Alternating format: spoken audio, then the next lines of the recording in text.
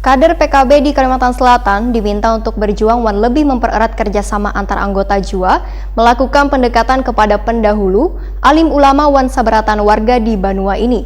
Selain itu, Zairullah Azhar meminta agar mendirikan rumah tahfiz Al-Quran di 13 kabupaten wan kota di Kalimantan Selatan serta memperhatikan anak yatim, melakukan pembinaan wan pendidikan untuk masa depan mereka. Pemirsa, berikut untuk kabar selengkapnya.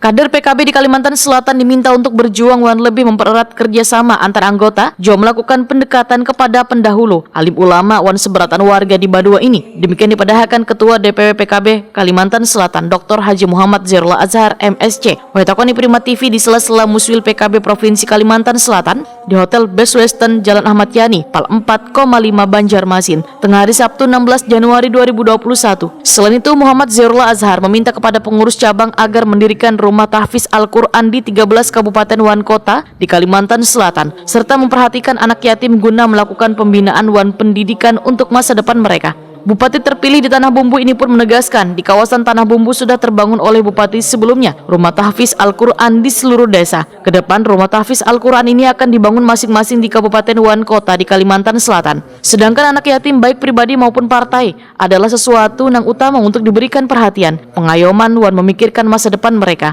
Muhammad Zairullah Azhar berharap yang telah diberikan wan dilakukan kader PKB untuk rumah tahfiz Al-Quran wan anak yatim akan memberikan barokah.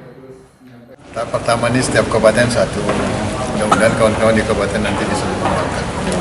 Karena itu menjadi komitmen kita, ada usaha, upaya dari pemerintah, dari siapapun ini kan luar biasa.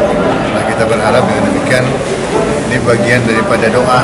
Dan memang menjadi sebuah tradisi lah dari PKB gitu kan, doa-doa bersama. Mudah-mudahan berkah, mudah-mudahan Kalimantan Selatan maju dan mudah-mudahan seperti yang sekarang ada musibah ini, ya tidak terulang lah.